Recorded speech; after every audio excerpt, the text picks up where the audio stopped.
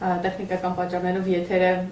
մի քանի րոպեով ընդհատվեց, շարունակենք։ Ուրեմն նշեցի պարոն նախարար, որ հանրային հնչեղություն էր ստացել Ադրբեջանի նախագահի հայտարարությունը համապատասխան, ուստի շարունակելով սահմանային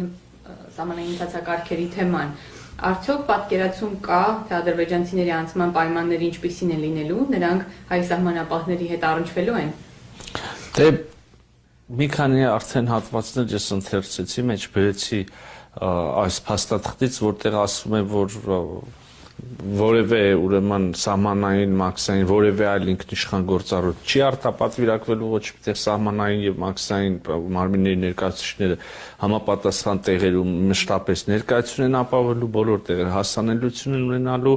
եւ խոսեցինք front office, back office-ից, այսինքն կարծում եմ, որ հարցի պատասխանը հնչել է արդեն։ Լավ, մի փոքր ընդլայնենք թեման, բացի միայն թրիփի բաղադրիչից անդրադառնանք ընդհանուր գուցե տարածաշրջանային մյուս նախագծերի հետ դրա փոխկապակցվածությանը կամ ընդլայնմանը հնարավոր է։ Այս կոնտեքստում հարց ենք ստացել կամ մշակված նախագիծ, թե ինչպես է թրիփը կապվելու հյուսիս-հարավ ճանապարհին։ Եվ արդյոք ենթակառուցվածքներն ավելի գնալու են հատվելու, թե խանգարելու տրամաբանությամբ։ Վստահաբար ոչ խանգարելու տրամաբանությամբ, ուրեմն հյուսիս-հարավ մի կողմից եւ մյուս կողմից թրիփ ենթակառուցվածքներ, որոնք ըստ էության արևելք-արևմուտք եւ կամ արևմուտք-արևելք շարժ են ենթադրում, միասին կազմելու են խաչմերուկ, այսինքն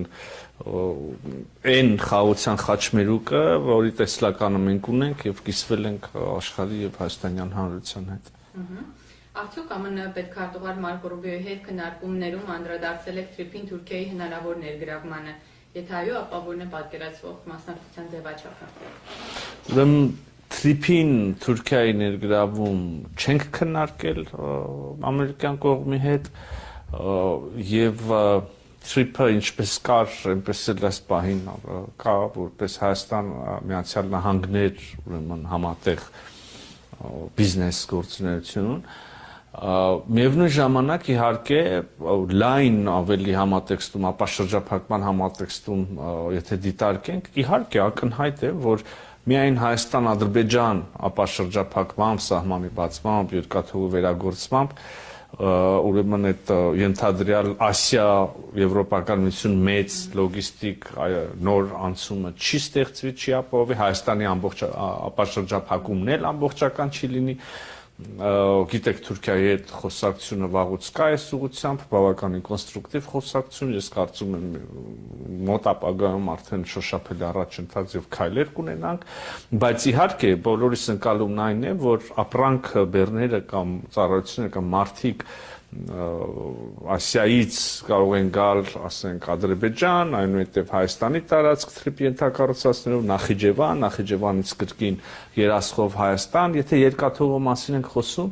եւ եթե Գյումրի-Կարսը չվերագործարկվի, հաստատ այդ բեռները չեն կարող այդ ճանապարհով գնալ Թուրքիայի տարածքով Եվրոպա կամ հակառակ ուղղությունով։ Հետեւաբար տրամաբանական է, որ Թուրքիան այս ապաշրջափակման եւ տարածաշրջանի զարգացման մաս լինի, բայց ոչ կոնկրետ թրիփի մասով եւ ամերիկյան կողմի դա չենք քննարկել։ Այսինքն թրիփի շարունակության հարցը նույն տրամաբանությամբ է լինելու, բայց հնչեցնենք նաեւ արդյոք քննարկվել է թրիփին Ռուսաստանի մասնակցության հնարավորությունը եւ արդյոք ԱՄՆ-ն տեսնում է նման հնարավորություն։ Եվ կրկին ոչ չի քննարկվել, թրիփի շրջանակները մեծ հաշվով արդեն բավականին պարզ են, բայց նաև կրկին մեծ ապաշրջափակում բոլոր հարևաններին, անմիջական կամ մի փոքր հեռու գտնվող հարևաններին, տարածաշրջանի երկրներին ձեռնտու այդ մեծ շարժը չի կարող եւ մենք նպատակ չունենք որևէ կերպ դուրս թողել Ռուսաստանին։ Ակնհայտորեն Հայաստանի տարածքում Ռուսաստանը տարբեր ենթակառուցվածքներում ներկայություն ունի, նույն երկաթուղիներում եւ սա Ռուսաստանի համար եւս կրկին թրիփում ոչ, բայց թրիփի շարունակություն, թրիփին առնչվող ուրեմն այլ գործունեություն, կապ, համագործակցություն կարող է նաև ստեղծվել Ռուսաստանի Դաշնության համար։ Պարոն նախարար, նույն կոնտեքստում լրագրողը վկայակոչվում է վարչապետ Նիկոլ Փաշինյանի հայտարարությունը հարավկովկասյան երկաթուղիների կողմից կոնցեսիոն պարտավորությունների կատարման մասով, նա ընդգծել է, որ եթե ռուսական կողմը չկարողանա իրականացնել անհրաժեշտ ներդրումներն ու վերանորոգումները, ապա Հայաստանի կառավարությունը պատրաստ է ինքնուրույն իրականացնել այս գործառույթը, արդյոք դրանից արձագանք կա։ Եթե այո, խնդրում եմ լրագրողը նշել, թե ինչ բնույթի։ Դե անկեղծ ասած, ես չեմ կարծում, որ սա արձագանք ենթադրող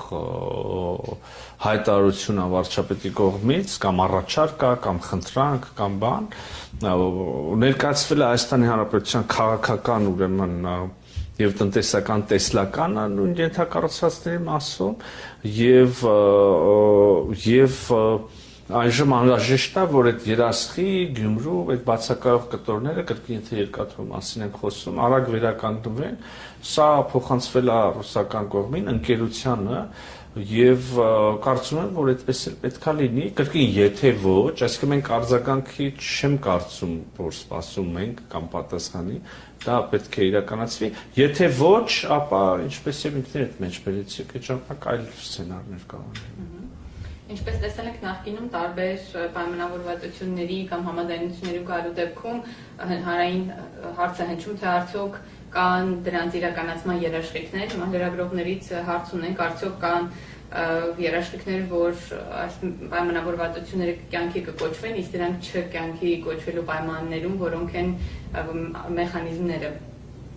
Դե ես անկեղծ ասած չեմ հասկանում հավերժ այս երաշխիքներ, երաշխավորներ գտնելու, երաշխավորներին հղում անելու մոլուցքը, դա գիտենք, որ բազմաթիվ պայմանագրերում հստակ երաշխավորող երկրներ են նշված եւ դա ամենևին չի փրկել այդ պայմանագրերին խախտվելուց ընդորում շատ կոպիտ։ Հետեւաբար մենք ուրիշ ճանապարհով ենք գնում, ոչ թե գտնում ենք երկրներ եւ նրանց անունները գրում ենք որպես երաշխավոր կամ երաշխիք, այլ փորձում ենք Եվ ոնց հասկանում եմ, սա նաև մեր մյուս գործընկերների մոտեցումն է եւ հարևանների, այլ փորձում ենք այնպիսի փոխշահավետ համագործակցության հարաբերությունների